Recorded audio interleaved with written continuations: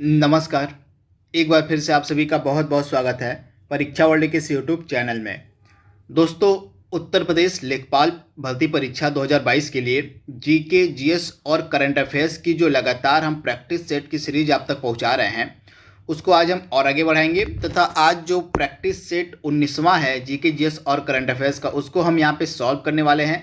तो चलिए आज के सेशन को शुरू करते हैं। देख लेते हैं कि आज का हमारा जो प्रैक्टिस सेट नंबर 19 है, इसमें हमने कौन कौन से बेहतरीन जीके, जीएस और करंट अफेयर्स के प्रश्नों को सम्मिलित किया हुआ है। तो चलिए वीडियो को आगे बढ़ाते हैं। तो हमेशा की तरह जैसा कि आप सभी को पता है, स्टार्टिंग के 4 से लेके 5 प्रश्न आपको मिलते हैं करंट अफेयर्स के।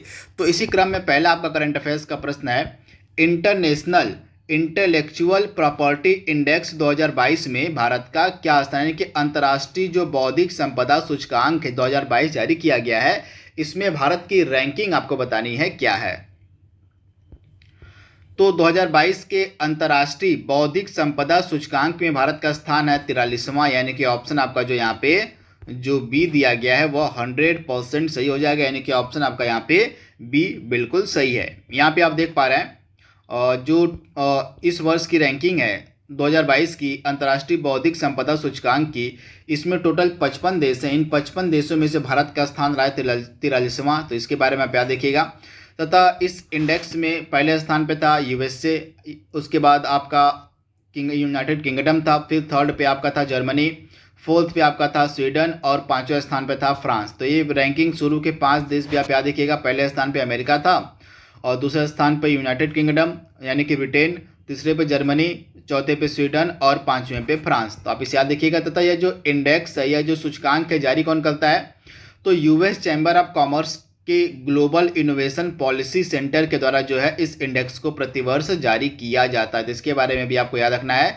यूएस चैम्बर ऑफ कॉमर्स का जो ग्लोबल इनोवेशन पॉलिसी सेंटर, इसी के द्वारा प्रत्येक वर्ष अंतर्राष्ट्रीय बौद्धिक संपदा सूचकांक निकाला जाता है। तो ये इंपॉर्टेंट फैक्ट है, इसको आप नोट डाउन कर लीजिएगा।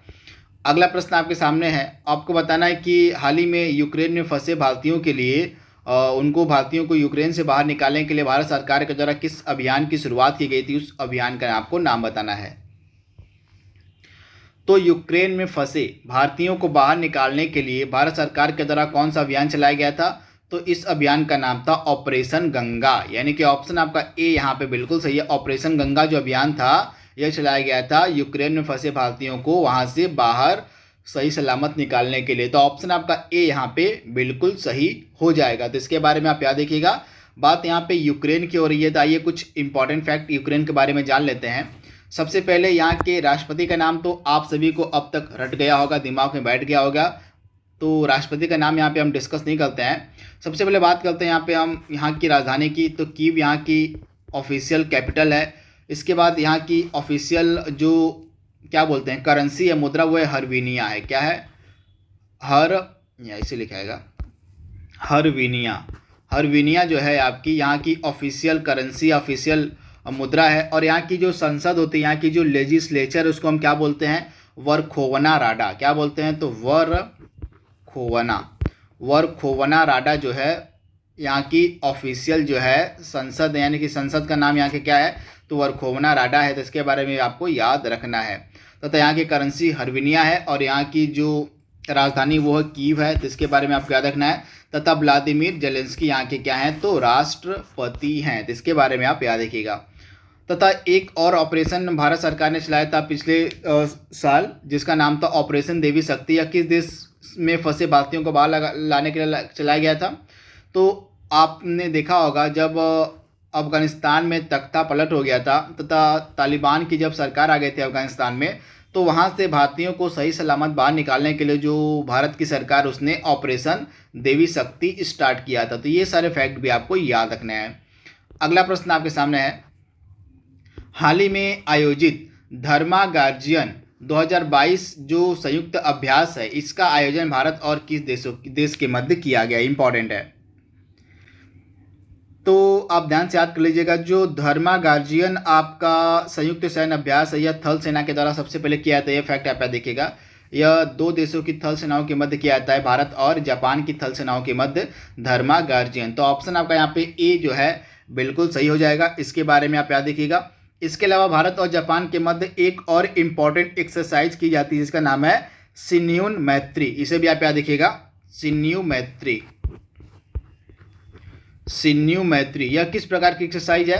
तो शिन्यून मैत्री जो है आपकी, यह वायुसेना के द्वारा संचालित की जाती है तथा यह भी आपकी भारत और जापान के मध्य होती है। तो दो इंपॉर्टेंट एक्सरसाइज आपकी भारत और जापान के मध्य होती हैं। एक तो थल सेना की एक्सरसाइज, इसका नाम है और धर्मा गार्जियन, तथा एक है आपकी वायुसेना की एक्सरसाइज जो है शिन्यून मैत्री। ये दोनों आपकी भारत और जापान की संयुक्त सेनाओं के द्वारा किया जाता है। तो इसके बारे में आपको याद रखना है, भूलना नहीं है। वहीं अमेरिका के साथ भारत कौन कौन सी एक्सरसाइज करता है? तो भारत और अमेरिका के साथ 4 इंपॉर्टेंट एक्सरसाइज होती हैं। ये 4 इंपॉर्टेंट एक्सरसाइज कौन कौन सी हैं? तो पहली आपकी इंपॉर्टेंट एक्सरसाइज हो जाएगी युद्ध अभ्यास। इसे आप नोट डाउन कर लीजिएगा, इसका नाम ही युद्ध अभ्यास है। तो युद्ध अभ्यास आपका हो गया, पहला भारत और अमेरिका के मध्य होता है। और इसके बाद एक क्या होता है, वज्र प्रहार, दूसरा हो गया वज्र प्रहार, दूसरा हो गया। एक आपका हो जाएगा टाइगर ट्रायम्फ, टाइगर ट्रायम्फ, ये तीसरी आपकी होगी ट्रायम्फ। और इसके बाद चौथी आपकी क्या हो जाएगी? और इसके बाद आपका चौथी हो जाएगी क्या? तो चौथी का क्या नाम है मुझे याद नहीं आ रहा। युद्ध अभ्यास आपका हो गया, हाँ, कोप इंडिया हो गया। क्या हो गया? कोप इंडिया। तो ये 4 आपकी इंपॉर्टेंट एक्सरसाइज हैं जो भारत और अमेरिका के मध्य होती हैं। युद्ध अभ्यास, वज्र प्रहार, टाइगर ट्रायम्फ और कोप इंडिया। तो इनको आप याद कर लीजिएगा, इंपॉर्टेंट है, डायरेक्टली यहाँ से एग्जाम में आपसे प्रश्न पूछा जा सकता है। उसके बाद भारत और चीन के मध्य कौन सी इंपॉर्टेंट एक्सरसाइज होती है? तो हैंड इन हैंड, आप याद कर लीजिएगा, हैंड इन हैंड। ये इंपॉर्टेंट एक्सरसाइज भारत और चीन के साथ होती है, तो आप इसे याद कर लीजिएगा। तथा यह भारत और चीन की थल सेनाओं के मध्य यह एक्सरसाइज होती है हैंड इन हैंड। इसके बारे में आप याद रखिएगा। इसके बाद इंग्लैंड के साथ भारत कौन कौन सी एक्सरसाइज करता है, इसे आप नोट डाउन कर लीजिएगा। तो भारत और इंग्लैंड के मध्य एक इंपॉर्टेंट एक्सरसाइज होती है जिसका नाम है अजय वॉरियर्स। क्या नाम है? Ajay warriors, Ajay warriors. ये इंपॉर्टेंट थल सेना की एक्सरसाइज है जो भारत और इंग्लैंड के मध्य होती है, इंपॉर्टेंट है, आप इसे नोट डाउन कर लीजिएगा। इसके अलावा कोंकण शक्ति हो गया और इसके अलावा आपका इंद्रधनुष हो गया। ये सभी भी इंपॉर्टेंट एक्सरसाइज आपकी भारत और इंग्लैंड के मध्य होती है। तो कौन कौन सी 3 हो गई आपकी? एक तो अजय वॉरियर हो गया, इसके बाद आपका हो गया इंद्रधनुष हो गया, और इसके बाद आपका क्या हो गया? तो इंद्रधनुष के बाद एक आपका हो जाएगा यहाँ पे कोंकण शक्ति। तो ये 3 इंपॉर्टेंट एक्सरसाइज आपकी इंग्लैंड और भारत के मध्य होती है। तो चारों देशों के साथ कौन कौन सी इंपॉर्टेंट एक्सरसाइज भारत करता है उनको मैंने आपको बता दिया, इनको आप एक बार नोट डाउन कर लीजिएगा। हाल ही में भारत ने किस देश में आईआईटी खोलने का फैसला किया है? यानी कि जो भारतीय प्रौद्योगिकी संस्थान है जिसको हम आईआईटी के नाम से जानते हैं, यह भारत पहली बार किस देश में खोलेगा? तो यूएई में, यूनाइटेड अरब अमीरात में भारत के द्वारा यूएई खोला जाएगा। तो राइट आंसर आपका क्या हो जाएगा? संयुक्त अरब अमीरात। यानी कि ऑप्शन आपका यहाँ पे जो ए है बिल्कुल सही हो जाएगा, संयुक्त अरब अमीरात में भारत जो है आईआईटी खोलेगा। तो ऑप्शन सी आपका यहाँ पे बिल्कुल सही है। अगला प्रश्न आपके सामने है, जो इस वर्ष के शीतकालीन ओलंपिक्स खेल 2022 खेले गए थे, कहाँ पे? तो बीजिंग में हुए थे आपके 2022 के शीतकालीन ओलंपिक्स। तो इसमें आपको बताना है कि पदक तालिका में शीर्ष पर कौन सा देश था।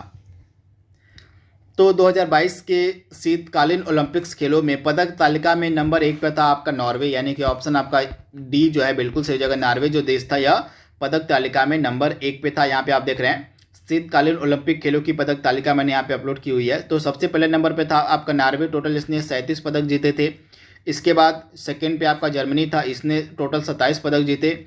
और थर्ड पे आपका चीन था जिसने 15 मेडल जीते शीतकालीन ओलंपिक्स में। तो इसके बारे में आपको याद रखना है, इंपॉर्टेंट है, आपसे एग्जाम में यह प्रश्न पूछा जा सकता है। तो इसके बारे में आपको याद रखना है। चलिए आप हमें कमेंट बॉक्स में बताइए कि भारत के एकमात्र खिलाड़ी कौन थे जिन्होंने शीतकालीन ओलंपिक्स में हिस्सा लिया था। इनका नाम आपको हमें कमेंट बॉक्स में बताना है। तो अगला प्रश्न यहाँ पे हमारा अब स्टार्ट हो जाएगा जीके जीएस का, क्योंकि अब करंट अफेयर्स के प्रश्नों को हमने यहाँ पे सॉल्व कर लिया है। तो बारी आती है अब जीके जीएस के प्रश्नों की। तो पहला प्रश्न आपका मॉडर्न हिस्ट्री का आपसे पूछा गया यहाँ पे। तो आपको बताना है कि भारतीय राष्ट्रीय कांग्रेस की पहली महिला अध्यक्ष कौन थी। इंपॉर्टेंट है, आपसे डायरेक्टली ये प्रश्न एग्जाम में पूछा जा सकता है, तो फटाक से इसका जवाब दीजिए आप। तो भारतीय राष्ट्रीय कांग्रेस की जो प्रथम महिला अध्यक्ष थी, इनका नाम था एनी बेसेंट। यहाँ पे प्रथम महिला पूछा, न कि प्रथम भारतीय महिला। तो अगर आपका प्रथम भारतीय महिला पूछा होता तो राइट आंसर आपका हो गया होता सरोजिनी नायडू, लेकिन यहाँ पे सिर्फ महिला पूछा है तो राइट आंसर आपका क्या हो जाएगा। और एनी बेसेंट जो थी ये भारतीय राष्ट्रीय कांग्रेस की पहली महिला अध्यक्ष बनी थी। इन्होंने 1917 का कांग्रेस का 1917 का जो कलकत्ता अधिवेशन हुआ था, कलकत्ता वाला जो सेशन हुआ था, उसमें इन्होंने अध्यक्षता की थी। तो राइट आंसर आपका क्या हो जाएगा, एनी बेसेंट। वहीं अगर प्रथम भारतीय महिला पूछा होता तो प्रथम भारतीय महिला जिन्होंने भारतीय राष्ट्रीय कांग्रेस के सेशन की अध्यक्षता की थी उनका नाम था सरोजिनी नायडू। सरोजिनी नायडू ने जो है आपकी 1925 का जो कानपुर का सेशन हुआ था उसमें कांग्रेस की अध्यक्षता की थी। तो ये दोनों फैक्ट आपको याद रखना है। अगला प्रश्न आपके सामने है भारतीय राष्ट्रीय कांग्रेस का जो प्रथम सेशन हुआ था इसमें कितने प्रतिनिधियों ने भाग लिया था, कितने प्रतिनिधियों ने हिस्सा लिया था, आपको बताना है। तो आइए पहले डेट की बात कर लेते हैं। तो पहला जो सेशन हुआ था भारतीय राष्ट्रीय कांग्रेस का ये हुआ था 1885 ईस्वी में। इसकी अध्यक्षता किसने की थी, तो व्योमेश चंद्र बनर्जी। तो आप इसे याद कर लीजिएगा, व्योमेश चंद्र बनर्जी ने जो है पहले सेशन की अध्यक्षता की थी। कहाँ पर, तो बंबई में इसका पहला सेशन हुआ था। ये भी फैक्ट आप याद देखिएगा। तो इस पहले सेशन में कुल कितने प्रतिनिधियों ने हिस्सा लिया था, तो टोटल आपके 72 प्रतिनिधियों ने हिस्सा लिया था कांग्रेस के पहले सेशन में। तथा बंबई में कहां पर कांग्रेस का पहला सेशन आयोजित किया गया था, तो गोकुलदास तेजपाल महाविद्यालय। ये महाविद्यालय था जो कि बंबई में था, जिसका नाम था गोकुलदास तेजपाल महाविद्यालय। इसी महाविद्यालय में ही पहला सेशन आयोजित किया गया था 1885 में कांग्रेस का, जिसकी अध्यक्षता की थी व्योमेश चंद्र बनर्जी ने। तथा इसमें टोटल 72 प्रतिनिधियों ने हिस्सा लिया था। तो ये सारे फैक्ट आपको याद रखने हैं, भूलने नहीं है। इसके बाद अगला प्रश्न आपके सामने है। यहाँ पे पूछा गया आपसे कि सुरेंद्र नाथ बनर्जी को किस वर्ष सिविल सर्विसेज से हटाया गया था, इंपॉर्टेंट है। तो आप नोट डाउन कर लीजिएगा, सिविल सर्विसेज से हटाया गया था कब आपके व्योमेश चंद्र बनर्जी को, तो आप नोट डाउन कर लीजिएगा। नहीं सॉरी, यहाँ पे सुरेंद्र नाथ बनर्जी की बात हो रही है। तो सुरेंद्र नाथ बनर्जी को किस वर्ष में सिविल सर्विसेज से हटा दिया गया था, तो आप नोट डाउन कर लीजिएगा। इनको हटाया गया था 1874 में, यानी कि ऑप्शन आपका जो ए है बिल्कुल सही हो जाएगा। 1874 में जो है सुरेंद्र नाथ बनर्जी को भारतीय सिविल सर्विसेज से हटा दिया गया था। तो राइट आंसर आपका क्या हो जाएगा, ऑप्शन जो आपका यहाँ पे ए है बिल्कुल सही हो जाएगा। अगला प्रश्न आपके सामने है, भारतीय राष्ट्रीय कांग्रेस के दूसरे अधिवेशन की अध्यक्षता किसने की थी, इंपॉर्टेंट प्रश्न। तो भारतीय राष्ट्रीय कांग्रेस के दूसरे अधिवेशन की अध्यक्षता किसने की थी, तो Dadabhai Naoroji, grand old man of India के नाम से फेमस दादा भाई नौरोजी ने जो है दूसरे कांग्रेस के सेशन की अध्यक्षता की थी। तो इसके बारे में आप याद देखिएगा। इसका जो दूसरा सेशन हुआ था कांग्रेस का, यह कहाँ पर हुआ था, तो आप नोट डाउन कर लीजिएगा। दूसरा सेशन हुआ था कांग्रेस का कलकत्ता में। तथा इसी 1886 का जो सेकेंड सेशन था कलकत्ता का कांग्रेस का, इसकी अध्यक्षता की गई थी दादा भाई नौरोजी के द्वारा। तो ऑप्शन आपका ए यहाँ पे बिल्कुल सही है। दादा भाई नौरोजी को हम grand old man of India के नाम से भी जानते हैं। अगला प्रश्न आपके सामने है, भारत सेवक समाज की स्थापना किसके द्वारा की गई थी, इंपॉर्टेंट है। भारत सेवक समाज जो था इसके स्थापना आपसे पूछी जा रही है, किसके द्वारा की गई थी। भारत सेवक समाज, जिसको हम बोलते हैं सर्वेंट ऑफ इंडिया सोसाइटी, इसकी स्थापना 1905 में की गई थी। किसके द्वारा की गई थी, तो गोपाल कृष्ण गोखले के द्वारा। तो ऑप्शन आपका बी यहाँ पे बिल्कुल सही हो जाएगा।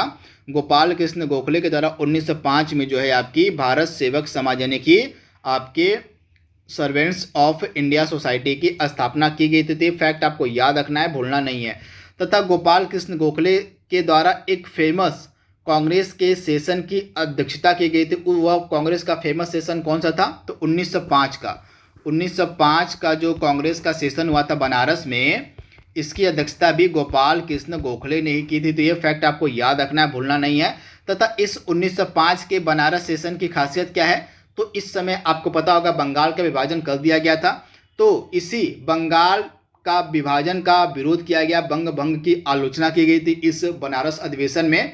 और इसी बनारस अधिवेशन में ही स्वदेशी और बहिष्कार आंदोलन का समर्थन भी किया गया था। तो ये दो इंपॉर्टेंट्स है आपकी बनारस अधिवेशन की, इसको भी आप नोट डाउन कर लीजिएगा।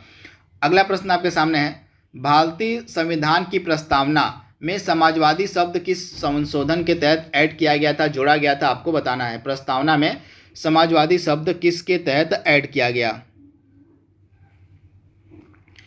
तो आपका एक इम्पॉर्टेंट अमेंडमेंट हुआ था जिसका नाम था 42nd अमेंडमेंट, यानी कि 42वां संविधान संशोधन 1976 था। इसी के तहत जो है आपका समाजवादी शब्द ऐड किया गया था हमारे प्रियम्बल में, हमारी प्रस्तावना में, यानी कि ऑप्शन आपका ए यहाँ पे बिल्कुल सही है। समाजवादी के अलावा और भी दो शब्द ऐड किए गए थे।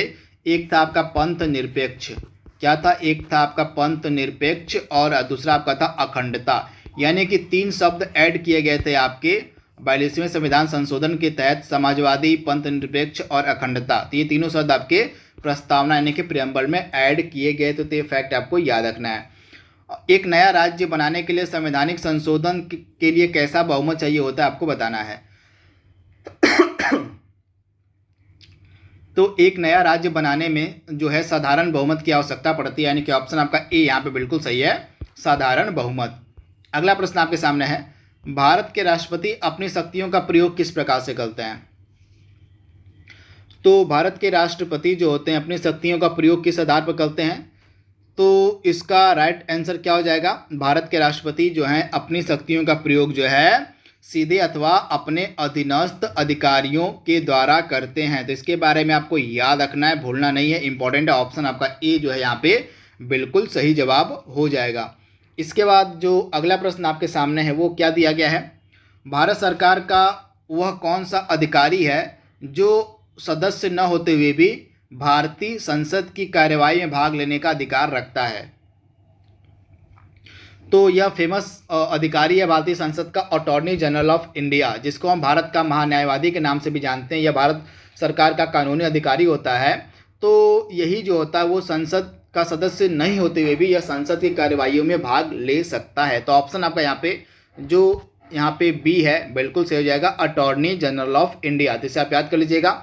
अटॉर्नी जनरल ऑफ इंडिया की नियुक्ति जो है आर्टिकल 76 यानी कि अनुच्छेद 76 के तहत की जाती है तथा यह भारत सरकार का सर्वोच्च विधि अधिकारी होता है। तो इसके बारे में आपको याद रखना है, इसकी जो अपॉइंटमेंट है राष्ट्रपति के द्वारा की जाती है। तो ये सारे फैक्ट आपको याद रखना है। चलिए अब बताइए कमेंट बॉक्स में कि वर्तमान में हमारे अटॉर्नी जनरल कौन है, यानी कि हमारे महान्यायवादी वर्तमान में कौन है। आपको इसका जवाब देना है कमेंट बॉक्स में।